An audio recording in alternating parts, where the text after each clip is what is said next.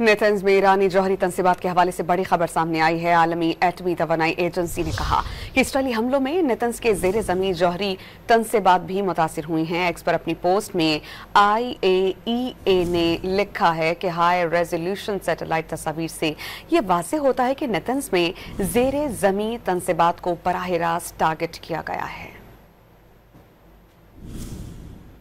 नेथन्स में ईरानी जौहरी तनसीबात के हवाले से बड़ी खबर सामने आई है। आलमी एटमी तवानाई एजेंसी ने कहा कि इसराइली हमलों में नेतन्स के जेर जमीन जौहरी तनसीबात भी मुतासिर हुई हैं। एक्स पर अपनी पोस्ट में IAEA ने लिखा है कि हाई रेजोल्यूशन सैटेलाइट तस्वीर से ये वाज़ेह होता है कि नेतन्स में जेर जमीन तनसीबात को बराह रास्त टारगेट किया गया है।